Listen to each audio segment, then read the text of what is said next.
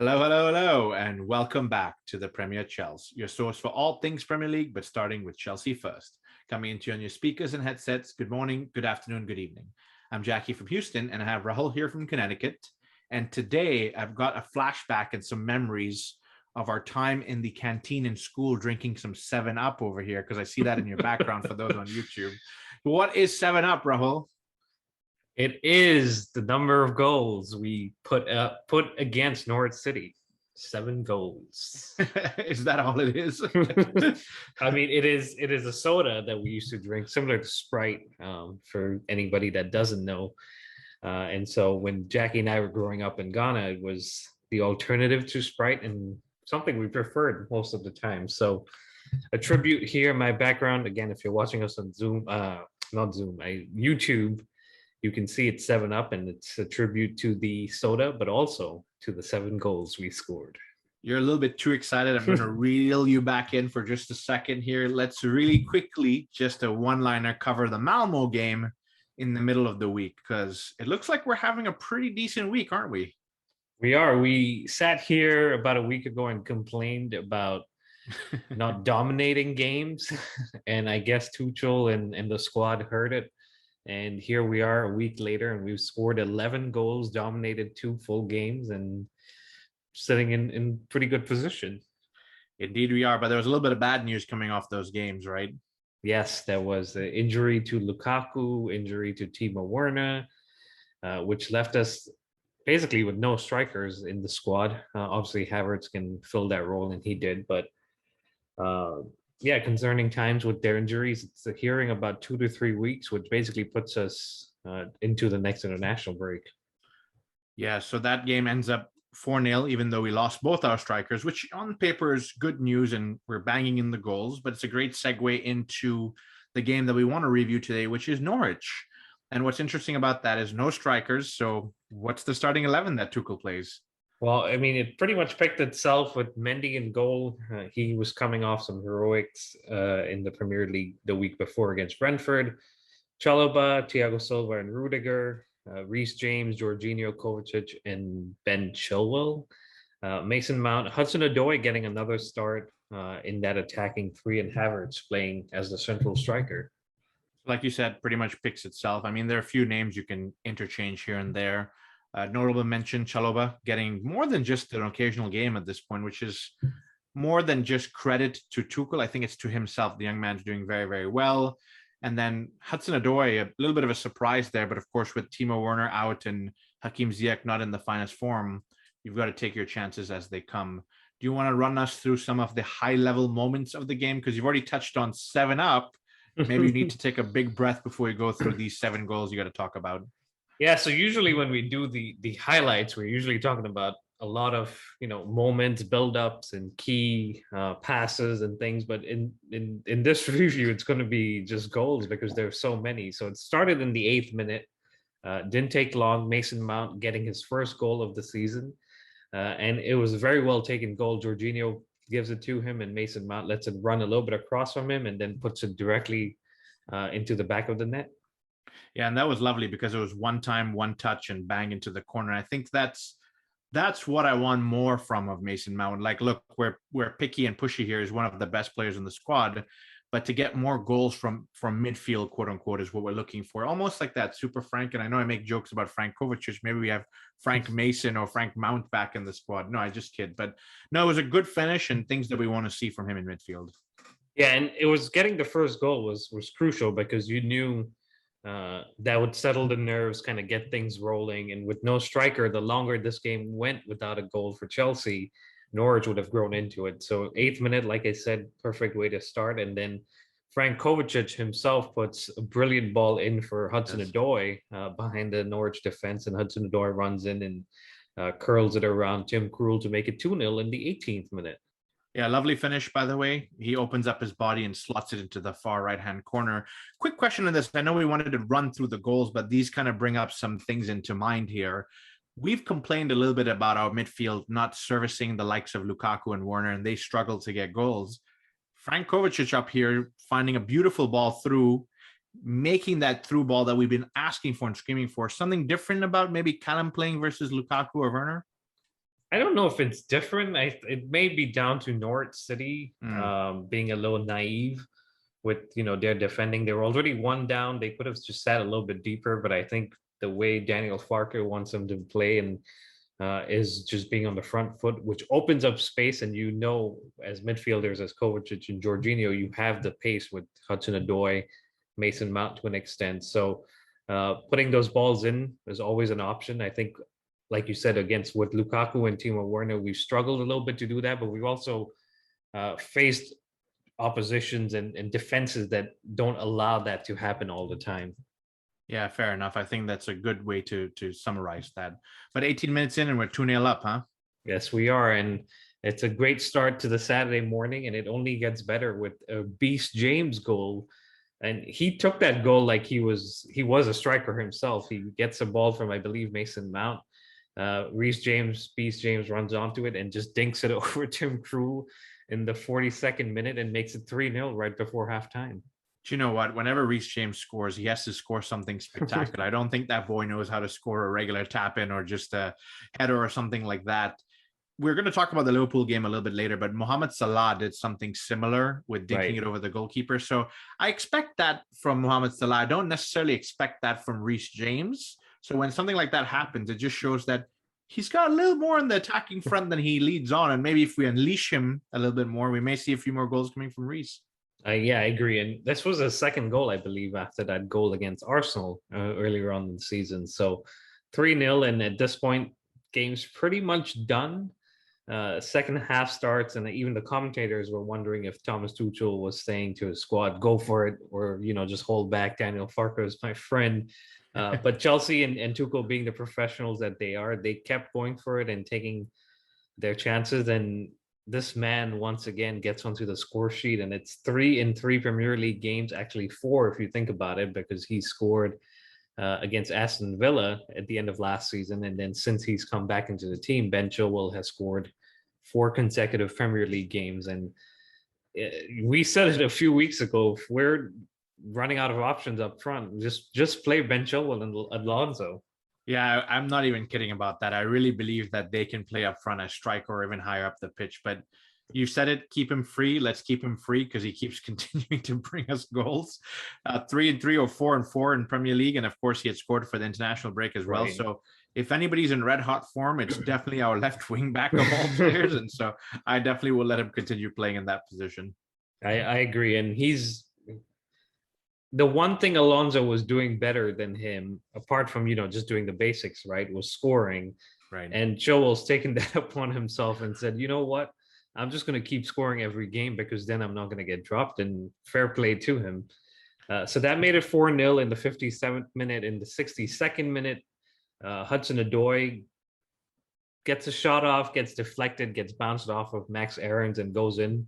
And that makes it 5-0 in the 62nd minute. And at this point, you're like, how many are Chelsea going to score? Because Norwich looked completely out of ideas. They barely had an attack on the other side. And it's just all Chelsea. And I think Mendy was, for the most part, just sitting there laying on the touchline because there wasn't anything much happening on his side. Yeah, and I started to feel for Norwich a little bit at this point. It's like anything that could go wrong would go wrong, and it did. And I think a few minutes later, they actually got a red card as well, right? They did. It was in the 65th minute. But like I said, but right before I think that happened, they did have one attack, which came from a mistake from our end. But Mendy came alive and basically just threw in a tackle to prevent the ball from going in. And that was the notable moment for Norwich City, because after that, they got a red card, like you said, to Ben Gibson in the 65th minute. And it was just not going for them. And then in the 85th minute, Mason Mount gets a penalty, has to retake it because he misses the first one, and Krul stepped off his line. He steps back up, Mason Mount does, and buries it. And in the build up to that, Tim Krul had come up to him and said a few words. And as soon as Mason Mount scores, he runs towards him and kind of smilingly says something back to him. But that makes it 6-0. And now Mason Mount's on a hat trick. And you're wondering, we've only got about 5-6 minutes left here. Is he going to get it? And of course he does. Ruben Loftus-Cheek runs onto a ball from Ziyech, pretty much running onto goal. I think he takes an extra touch, which puts it out of his reach for goal. And so he has to lay it to Mason Mount. But Mason Mount was there. He wanted that. And he scores in the 91st minute to make it 7-0 and a hat trick for himself. I believe it's his first Chelsea senior hat trick at this club. So that's very, very exciting. And, we've talked about early on in the segment that he needs goals from midfield. What a way to catch up on the goals, huh? Yeah, he went, I think he even said it. His last goal was against Real Madrid in the semifinal at home. And the next time he scores is a hat trick against Norwich City in the Premier League. Yeah, definitely something to be proud of. Look, no disrespect to Norwich, but I'm going to go through the stats really quickly because what we've reviewed, is the goal so far. Chelsea had 23 shots versus Norwich's 3. On target, 13 of those versus 1 from Norwich. We kept 62% of the ball versus 38, and pass-wise, 626 passes strung together versus 380. So we definitely dominated this game, Rahul, and something that we've been screaming and asking for. Is this something that we were just excellent on the day, or was Norwich just poor? It's got to be a little bit of both, right? Obviously, you give Chelsea the credit that they did a professional job. They came out to play and they punished Norwich City with the mistakes that they made and the setup that they had. But on the same side, you look at the week before in Brentford, a similar newly promoted side, made it extremely difficult for us. And I think that's where you look at Norwich City and their manager and say, what is going on there? Because how can one newly promoted team come up, have a system, have a way of playing for the first time ever in the Premier League, and Norwich City, who came up a couple of years ago, went back down, came back up again this season, and now basically haven't learned anything because they're having the same issues they had 2 years ago. Yeah, I think that's a fair point, because I don't want to get too overly excited and say Chelsea were brilliant and Chelsea were amazing, because I thought Norwich were pretty poor on the day, I must say. They didn't readjust their game plan when they were 2-0 down. They didn't do the right things by defending and blocking well. But I don't want to take too much away from Tuchel and his game plan. I thought they were excellent as well. Every chance that came their way, they would actually push through and almost go for the jugular. Now, that's a little bit, like we said earlier, a little bit disappointing for Norwich because I felt bad for them. But at the same time, I think it's of value to get these goals and get the goal difference, especially in a season that could be tough towards the end of the year. 7 goals could really come in handy when you're going towards the final stretch of the Premier League. Oh, absolutely. And we're typically a team, and I think, especially on the Tuchel, that we've not scored maybe more than 3 or 4. I know we think back to the Crystal Palace game where I think we had 5, I believe. Right. But apart from that, it's been 2, 3, 1. And so to see 7-0, which is the biggest win under him and the biggest win for a while for Chelsea, this was, us saying we have an opportunity here, boost our goal difference, boost our confidence, get more players onto the score sheet. I believe we've had 14 or 15 different goal scorers in the Premier League alone.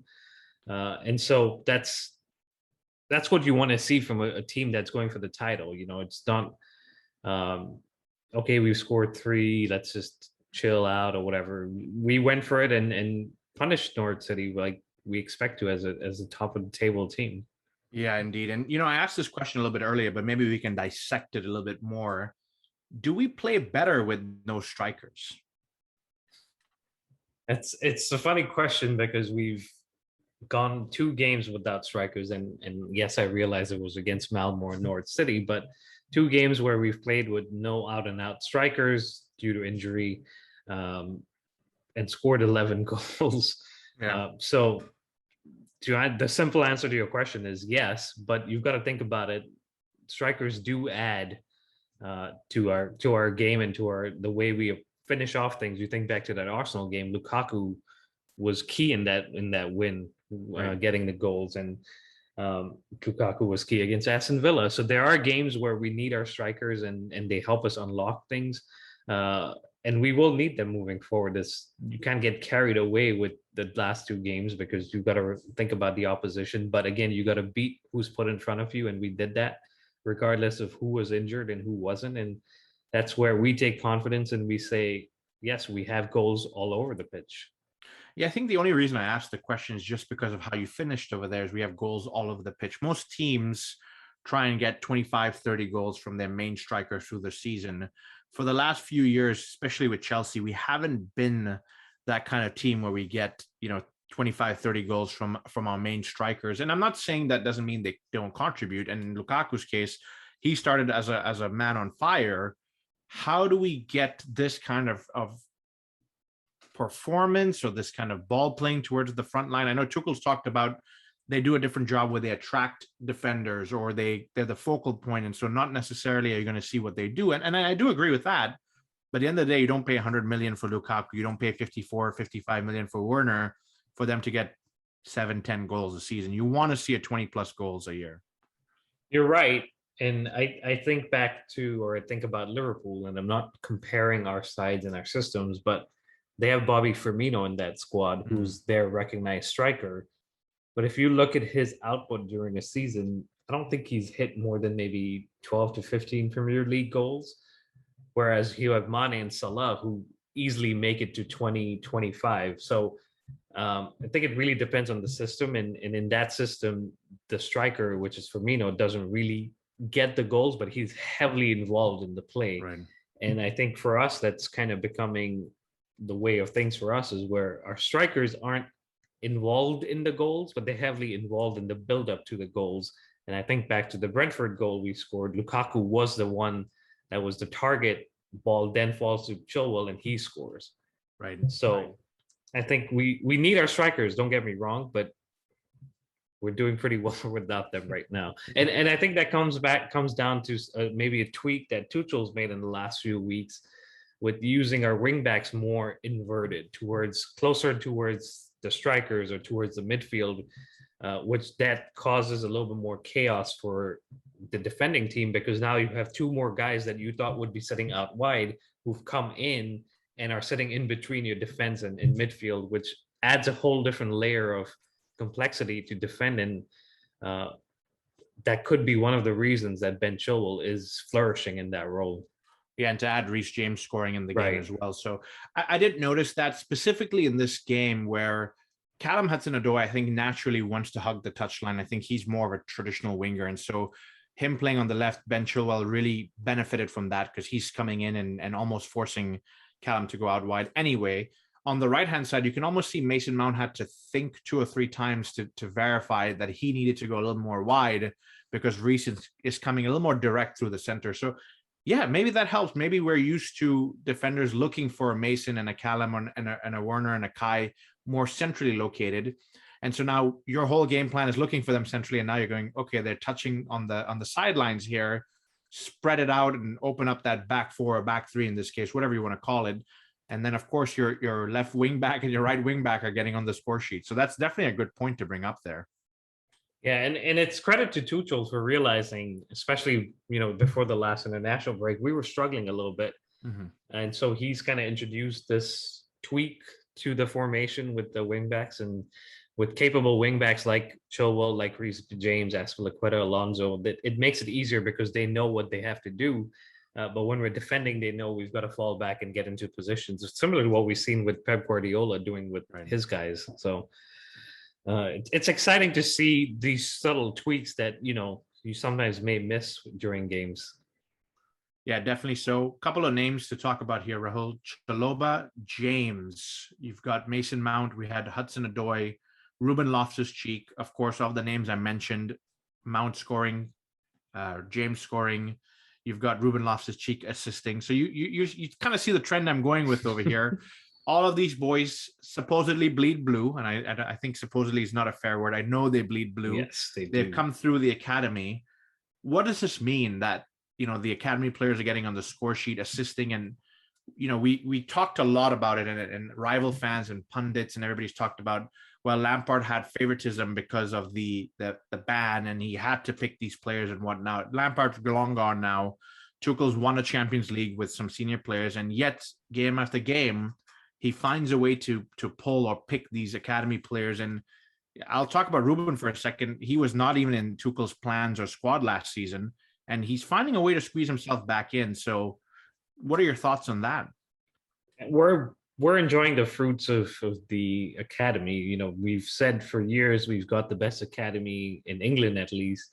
And we're seeing that now, that players that were given a chance, like you said, under Lampard, and you got to thank Lampard, Jody Morris, Neil Bath, for developing these players, giving them an opportunity, because a lot of managers that came before Frank Lampard didn't do that. Yes, Sarri was playing Hudson-Odoi, but Lampard came in and said, I trust these guys. We will make mistakes. We will have issues. And we did in that first season, where one week we would beat Tottenham and the other week we would go and lose to Southampton at home. But that was the process that we had to go through to learn, as a club and as young players that were coming through, that the Premier League is the real deal and you've got to adjust to it. And we're seeing that now 2 years later. Tuchel's getting the fruits off that hard work that was put in. And Mason Mount is one of the first names on that team. He said it too, Tuchel, that there's no way I can drop him. Hudson-Odoi is working his way back in. Reece James is always in and around those defensive positions. And like you said, Ruben Loftus-Cheek had a horrible injury, went away on loan, was okay, did pretty okay with Fulham, comes back, impresses in preseason, and now is a name that we've been asking for and he's been playing. So it's a credit to our academy. It's a credit to players and managers that came before Tuchel to get these guys ready. And now we're sitting here and saying we've got the best academy in the world, let alone England. And on the other side, I got to give credit to Tino Livramento and Armando Borja, who came up after our game for Southampton and scored 2 goals. So our academy is not only benefiting us, but benefiting a lot of other clubs. Yeah, and Rahul, you thank the likes of Neil Bath and Jody, and of course Frank Lampard. All credit due to them. But you then have to look at Tuchel for continuing to pick them, or even pulling someone like Chalobah out, who was not necessarily in Frank's team at that point in time. Right. But best of all, I want to say that these guys continue to perform week in, week out. I think that's the most important thing people forget about the academy. Chelsea was heavily criticized for years for instant success. But I go back and I remember Mourinho tried to pull a few youngsters in there. We know that Conte had pulled a few youngsters in there. We know Sarri had favored Ruben Loftus-Cheek. But it comes down at the end of the day to, do they perform week in, week out? And when they're called upon, do they take their chances? And someone like Chalobah, I didn't expect him to play this much football this early on in the season, but he's taking his chances. Yes, there have been some injuries, but on other sides of the things, whenever he comes on, he looks ready to play, and he's not shy to go forward and play the football that he knows how to play. So credit to these guys as well to have the confidence and to have the belief to continue to play the way they do. Absolutely. And to make it at a club like Chelsea, that it's not just talent that's going to get you there. It's the hard work in training and during games, and they're doing it. I'm glad you said that. It's the hard work that will get you there. We've talked about young guys that have performed really, really well and been called upon. We're bearing the fruit of the labor. I asked you if Norwich was poor. You said, look, Chelsea have done well. I asked you if you played well without strikers. You said, so far, so good. Most of the goals scored came from academy products. Talent. We're talking about talent. Kai Havertz, £71 million, scored us the Champions League winner, helped us lift the trophy. You would think in a game with 7 goals, with Norwich basically rolling over and playing dead, where does this man stand? What's your honest opinion on his performance so far, and where do we go with him? Look, he's got to do better. We said it, I think, a couple of games ago, maybe 3 or 4 games at this point, where he comes on and doesn't have the intensity, doesn't have the urgency in his play like you would expect him to have, and maybe it's just down to his characteristic. And Tuchel said it too. He said, I've seen him in training and want him to do more. I want him to impress more, and I will give him his chances, but he's got to make the most of those. And now he gets his chance because of injury. And you'd expect him to want to get onto that score sheet, especially against Norwich City. But he doesn't. He gets subbed out. Obviously, he's getting saved for future games because he's our only option up top. But as you know, as the main guy who's leading the line, you would want him to do it, but he didn't. And I think it comes down to just his overall mindset and characteristic, which is kind of timid. We've said this Right. before, a little bit shy, not out there wanting to be the main guy. And I don't think that will ever change. But given an opportunity, like we've seen towards the end of last season, he can come up big in big moments. And he has a lot of credit in the bank because of that one moment in the Champions League final.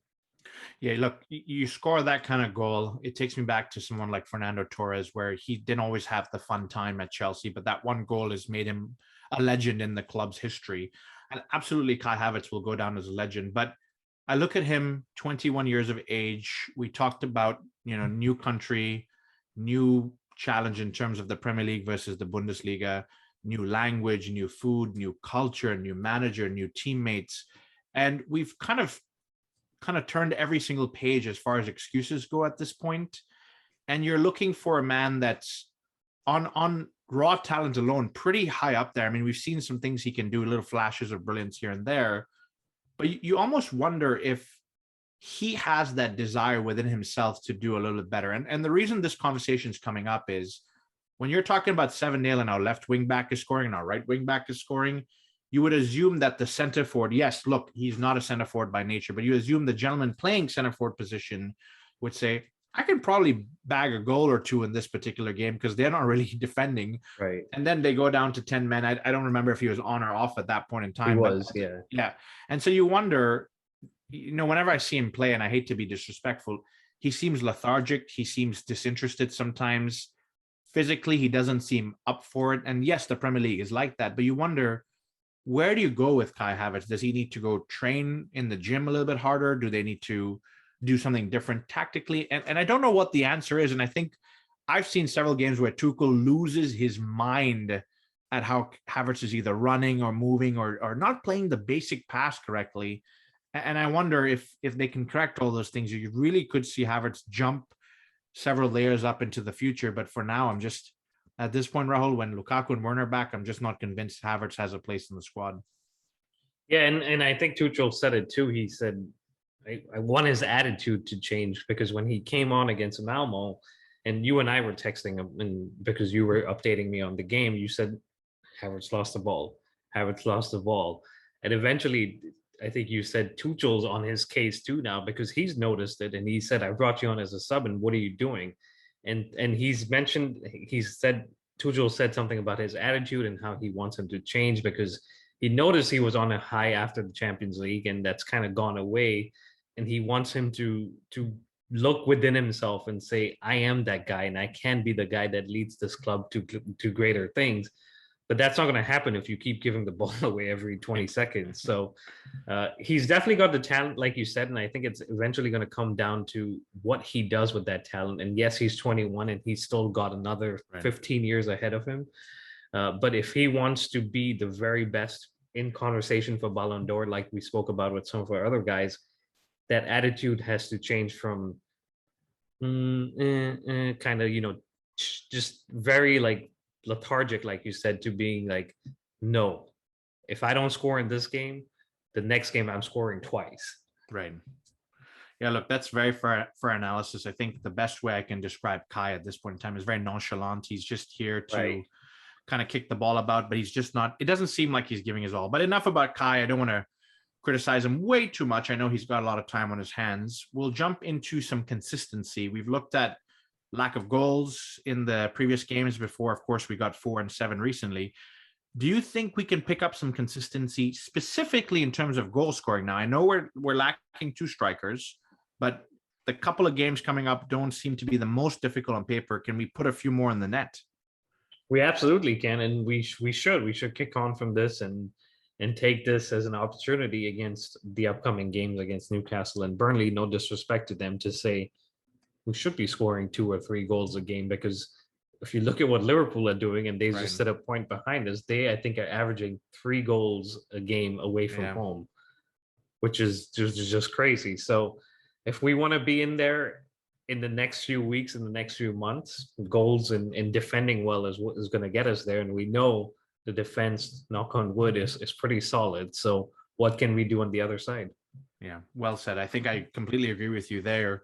Especially in the next couple of games, we should see a few more goals going in just to get the confidence going and maybe the fluidity of the team as well flowing. Before we end on Norwich, Rahul, I want to talk about a man that didn't get to play, and that's Billy Gilmore. He's on loan from Chelsea at Norwich. Seems to be another talent that we've been producing from the academy. He started his career off well with Norwich, but he seems to have fallen out of favor. Tuchel talked about him a little bit in the press conference. Do you think he's going to do well? Do you think Norwich is the right club for him? What are your thoughts on Billy Gilmore before we move on? It's tough because they're in a tough situation right now. They're not picking up results. They're not getting wins. And Billy Gilmore, to an extent, is a luxury player because you have him when you have the ability to dominate games. Not saying he can't play in a team that doesn't, but when the rest of the team isn't as solid, he's got to step it up and do more. And I don't think he's been given that opportunity because after 4 games, he's played 4 games, 4 starts. He's been dropped. And I think that's what you were mentioning was Tuchel was asked about it too. And I think Daniel Farke needs to look at himself because he needs to say, well, how can I make this team defensively solid? And then you have a plan around the likes of Billy Gilmore, Todd Cantwell, who's supposedly fallen out with. And I think Norwich City may have a decision on their hands in terms of do we want to stay in the Premier League or do we want to become another yo-yo kind of a situation here? And that might benefit Billy Gilmore again because a manager with the stricter plan could help Billy Gilmore unlock his potential. Yeah, and regardless of what Norwich do, I hope whether it's a new manager or if it's Daniel Farke, they kind of see value in him because I did see a lot of talent in that young man. Granted, I'm not going to be the coach making the decisions long term, but hopefully he gets a few more games and we can see something fun coming out of Billy Gilmore, similar to what we're seeing with Conor Gallagher at Crystal Palace. I want to talk about a couple more Premier League games, but before, is there any question on the man of the match for Norwich?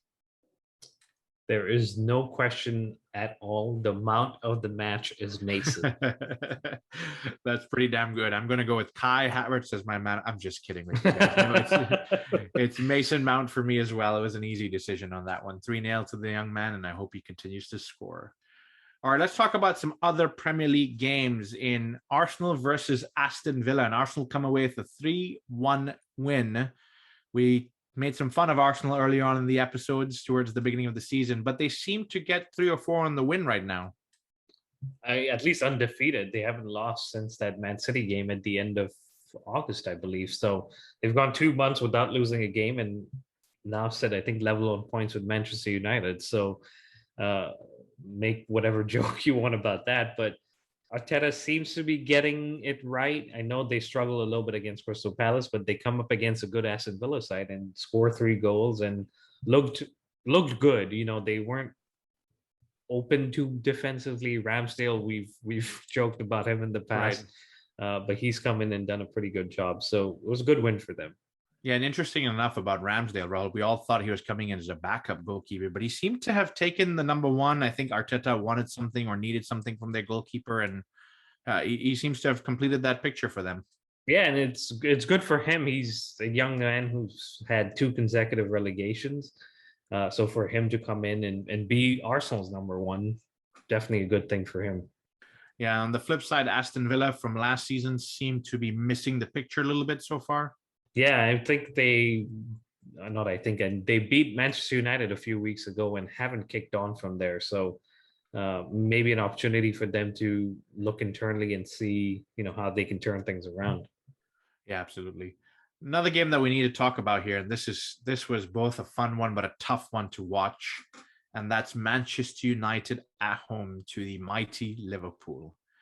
The game ends 5-0 with Liverpool scoring all 5 goals without much reply from the mighty Manchester United. And it was a brilliant game to watch overall because I think Liverpool, as far as attacking goes, were incredible, but Manchester United was quite painful to watch them on the defensive side. It was. I mean, can't say you didn't expect a Liverpool win, right, but the magnitude and the way they did it was at least a surprise to me because they came up 1-0, 2-0. You're saying, okay, Manchester United are gonna, they're gonna hold off now, and then second half, you never know. And it becomes 3-0, it becomes 4-0 before halftime, and you're like, what just happened here? How did Manchester United at home, with the players they've got, just get opened up that often? And it looked so easy for Liverpool to just say, all right, we're gonna score now, and then they did. I honestly think that's the key. I think it was too easy for Liverpool at some points in the game. Look, I don't think they got out of maybe second or third gear. They just stroked the ball around like it was a training session. They were crossing, they were cutting in, cutting out. And I wouldn't say Manchester United seemed disinterested. I don't think that's a fair point. I think Manchester United did not know what to do. They had no clue about restructuring, or similar to what we talked about with Norwich, maybe playing more defensive. Look, you've already conceded 2 in a few minutes. Look, slow the game down, get a hold of the ball, because Liverpool are just destroying you, and they just could not figure out how to swap the game or hold on to the ball for a few minutes. And you talk about 4-0 in the first half. And everybody was, I mean, half the stadium, not half the stadium, that's unfair, but a lot of fans were just walking out on the game towards halftime in 60 odd minutes. And you got to wonder what is going on, because they've not been brilliant the last few games. And look, you and I sit here and criticize Manchester United, and of course Ole sits forward on his chair and they start going on a 10-game unbeaten record. But I think that was brutal. And look, they've had bad days. They've lost 6-1 to Tottenham. They've lost to Manchester City before, and you kind of see a way back. But with this particular game, it's like, where do you go from here? Yeah, from what I'm reading, you go sack Ole and then turn things around. But you're right, it's not the Manchester United we've seen, at least growing up. And yes, they're miles away from that Sir Alex Ferguson team. But even under Ole, they've, in these big games, performed. They've come up and said, we have a plan. We're going to set defensively against these bigger teams, and we're going to hit them on the counter. And in this game, they just seem to have no plan at all. They came out, they got one chance, which Bruno Fernandes, if he puts that away, maybe it's a different story. But they don't. And from that point on, it's just all Liverpool. And he sat on the sidelines thinking about what to do. The players on the pitch, not sure what to do. And before you know it, the game's gone, the crowd's gone, and very soon the job may be gone for Ole. Look, that was just a tough one to watch from a Manchester United perspective. Beautiful football from a Liverpool perspective. I mean, it got to a point, Rahul, where I think Liverpool could have gone and got another 2 or 3 if they really wanted to. One commentator said it best. I don't remember who, but he said it's almost like an unwritten understanding where Manchester United says, look, you guys can stroke the ball as much as you want, as long as you don't score, and we will not tackle you. We will not put pressure on you, any of those sort of things. Now, look, it got a little bit worse. Paul Pogba did put a terrible tackle in. He got sent off. I'm going to talk about 2 other players and 2 contrasting fortunes. And Cristiano Ronaldo got super duper frustrated and honestly kicked out at, I forget if it was Curtis Jones. Yeah. And it's one of those things where, what are you doing as a professional that senior in your career? You've been through that, done that, but you could tell his frustration. Kicks out at Curtis Jones, gets lucky with just the yellow card. I think that's a Chelsea player, Hazard at Swansea a few years ago. I remember that's a red card all day long.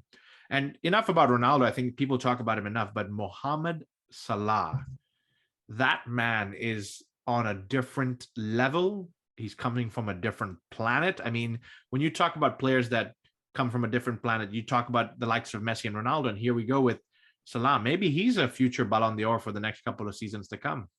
Oh, absolutely. If he continues this way, he's definitely going to win that Ballon d'Or next season.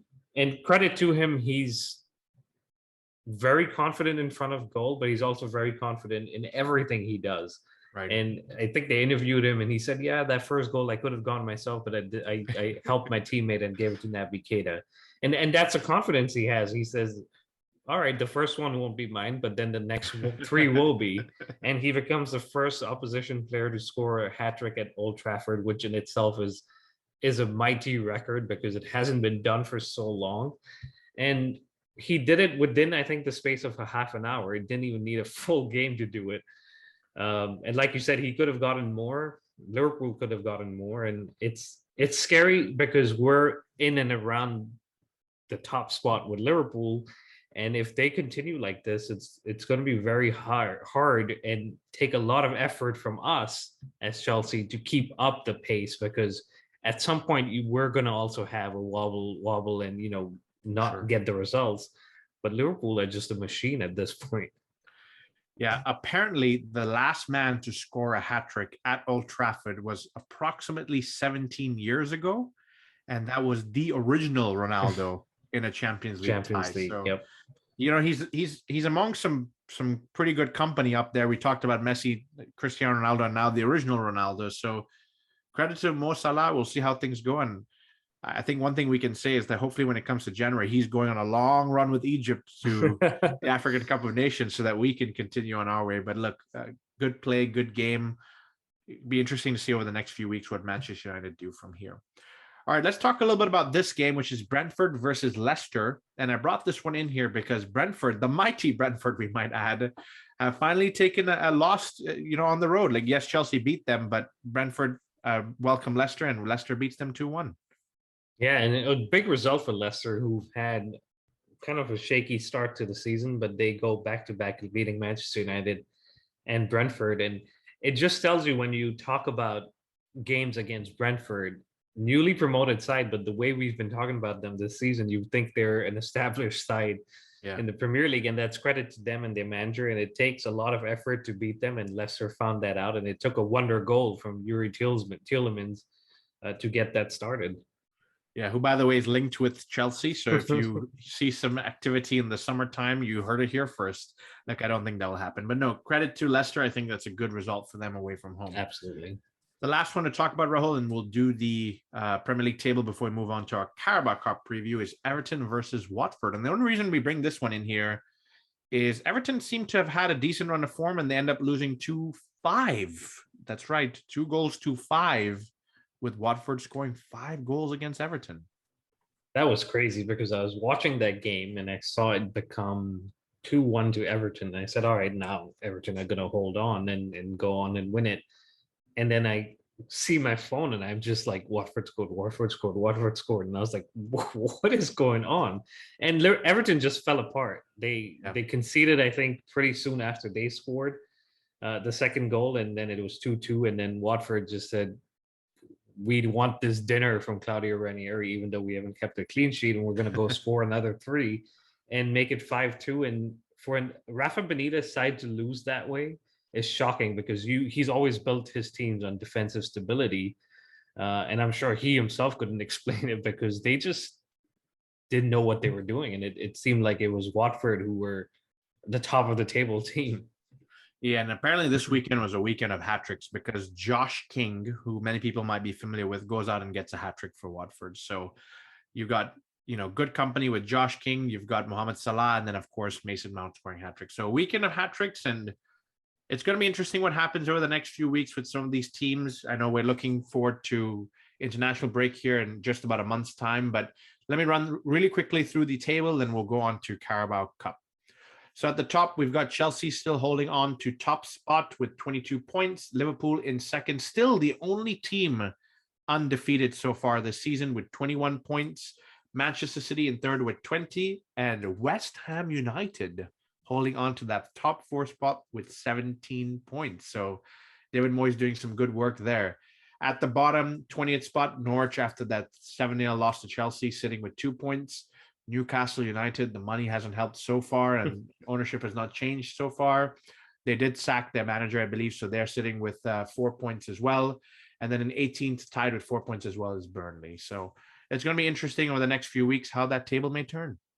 Absolutely. And we face 18th and 19th place in the next couple of weeks. So hopefully we're not in our Christmas giving mood like we've been in the past seasons. All right, but should we move on to a Carabao Cup preview now? Yeah, I just wanted to, we've set up our fantasy Premier League for the Premier Chels, and I wanted to just touch on that real quick. So after 9 game weeks, we have Ayush Paul sitting in first place with 686 points. And then very close to him in second is Jeff Berg with 666. And then making up the top 3 is Strawn Williamson with 659 points. So They're doing pretty well for themselves, and I am personally sitting in 214th. So I made some progress over this past game week, but not good enough. I'm so far down the table, I need a magnifying glass to see my position. It's been tough, and congratulations to those guys. They really have understood the Fantasy Premier League. It's quite an interesting way to play, and I'm struggling to figure it out so far, but no, definitely fun so far. So we'll see how that plays out over the next few weeks. Absolutely. But let's move on to the Carabao Cup. Like you said, we play Southampton at the Bridge. And it's honestly an opportunity to play some of the guys that haven't played recently and give some minutes to them. So who would you start, and what would your score prediction be? Look, the Great Wall of Mendy has had a lot of games so far and has been very reliable, but every now and then the wall needs a break as well from all the pressure. So I'm going to put Kepa in goal. I think at the back, it's interesting because these three played a few games ago and they did very well together as a back three. That's Chalobah, Andres Christensen, and Malang Sarr in the back three. I thought they did well in that game, so why not give them that opportunity? Right wing back, I'm going to go with Reece James. I think he's been in and out a little bit with either a red card or injury, so he can definitely afford to play these games. The middle is where it gets interesting, Rahul. I'd play with Ruben Loftus-Cheek and Saul together. I think that's going to be a good mix. Ruben's been playing very well, so I think he can hold that midfield very strongly. Saul is yet to show me how he's performed and what he brings to the team, but Jorginho, Kovacic, and Kanté have played a lot of football, even though it's only 9 games, and of course, Champions League and other games in between, so they can get a break. At left wing back, Tuchel might want to give Ben Chilwell a rest and go for Alonso. However, you don't stop somebody in red hot form. So I'd love to see Ben Chilwell continue, but again, Tuchel will make that final choice. Up front, you've got to go with Havertz as our striker. I think if anybody needs a goal, he does. We just covered that this entire episode. The two behind him, I'd stick with Callum Hudson-Odoi to get that game, and I'd actually let Ross Barkley get a game from the beginning. So that's who I'd go with. That's a strong lineup and some names that we haven't seen for a couple of games, especially Barkley and Saul. And I wonder if he ends up playing Barkley, if he kind of plays him in that midfield three like we've seen more recently. And that would allow James and Alonso or Chilwell to go ahead. But I personally would rest Chilwell. I think save him for the Premier League, let him continue his great record. And Alonso, let him get a chance to prove why he should be the one there. It's honestly it's turning into quite a competition in that position where we didn't expect it, but it's great to have. And I agree with you. I think Havertz, for everything that we've said in this episode, he needs to start and he needs to get a goal because this is an opportunity for him. Would you not play Ziyech in this game, or at least not start him? It's tough. I would love to start Hakim Ziyech. I think that he deserves a start. However, listening into Tuchel's conferences lately, one thing he said, which is very evident, is that Hakim started preseason amazingly, started that Super Cup game and scored and then got injured. And then since then has had enough time to recuperate and seems to be fully fit. However, he's not unleashing himself, or he's not fully comfortable to be the true self that he can be. And so for me, that's a similar situation with Havertz, where you need to prove yourself on the training ground to get started. And look, players like Ross Barkley and Ruben Loftus-Cheek seem to be doing it. And whenever they come on, they're performing. So I would love to reward that and maybe a little jab at Ziyech saying, step it up in training and you'll be starting these games and then you can work towards the first team. Yeah, that's fair. And hopefully Pulisic is at least on the bench. I know he's been training individually. It's been a long time since we saw him. I think we saw him in that first game against Crystal Palace, and that's been it. So just having him on the bench would be a boost. And then maybe some of the other academy players. I know, like we've been saying, we're missing strikers. So maybe Jude Soon-Suk Bell could be an option for us to have on the bench, at least as a striker. And then in defense, this guy was actually on the bench in our last Carabao Cup game, Xavier Muyamba. Mm-hmm. And hopefully he's on the bench and we're in a position maybe with the scoreline to give these two players a run out and maybe get them a goal too. Yeah, that's fair enough. So what scoreline would that have to be for them to get that run out? I mean, I think if we're sitting at a 3-0, it would be pretty comfortable for them to get on. But I honestly, Southampton made it pretty difficult for us in the Premier League game. This competition may not be at the top of their list, but they're going to come up and want to give us a game. So I think it will be a little bit tighter and be 2-1 to Chelsea. Okay, I'm going to stick with a 3-0. I think that we have enough firepower, and I want to see some of these youth players coming on and getting a chance because we've been successful over the last few seasons with that. Yeah, I agree, and that would mean we'd move on to the quarterfinals, I believe, of this competition. So, not a bad competition to be in and win it. So let's see what we can do in that game against Southampton. But some of the other fixtures, and just run through them, we don't really have to discuss them to a great length. But Arsenal versus Leeds, I think last season this would have been a pretty tight game, but this season Leeds seem to be a different team. So Arsenal, I think, should be making it through. West Ham, Man City should be a good game. Moyes is keeping West Ham, obviously, like you said, in fourth spot in the Premier League, and has made them a difficult team to beat. So that should be an interesting trip for Man City, even though they seem to always win at the West Ham Stadium.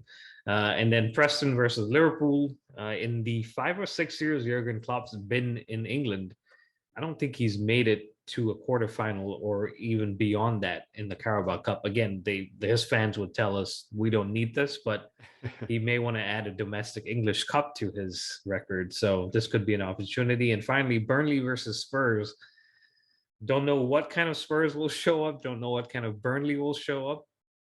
But there has to be a winner, and it should be Spurs on paper, but you never know. Burnley have the players too. So some exciting fixtures, knockout football, like we know. And I believe if you don't get the result in 90 minutes, I believe it goes to extra time and then penalties. I may be wrong. Maybe it's directly to penalties. But either way, there has to be a winner. So everyone will be giving it everything. And from our side, I hope we make it to the next round.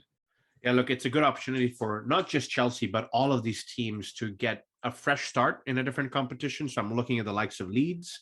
I'm looking at the likes of Burnley, because sometimes you can take these chances and maybe spur on your Premier League run. So hopefully some of these underdogs get a good chance. And for Chelsea specifically, happy to see some of our youth players, happy to see some of our second players. And these are the games you take to prove yourself. So hopefully you see some excitement, and then we go from there. I agree. And that was a great point on basically just starting a fresh start. So we'll keep an eye out. We'll try to post some of the highlights on our Instagram stories. And as you may know, we're closing in on 10,000 followers. So if you don't follow us, but you do listen to us, thank you very much. But please go drop us a follow on Instagram. It's at the Premier Chels. And on Twitter, it's at Premier Chels. So follow us on the socials, and we are pretty active on there. But that wraps it up, guys. Thank you very much for listening. Please continue to subscribe, like, and follow us. It's at the Premier Chels, Apple Podcast, Spotify, Google, and Instagram. And like I said, on Twitter, it's at Premier Chels. And as always, send us your feedback. We love hearing from you. And we will be back later this week to do a Newcastle preview and a Southampton review and see if we made it to the next round. So definitely stay tuned for that. But until then, stay safe and up the Chels.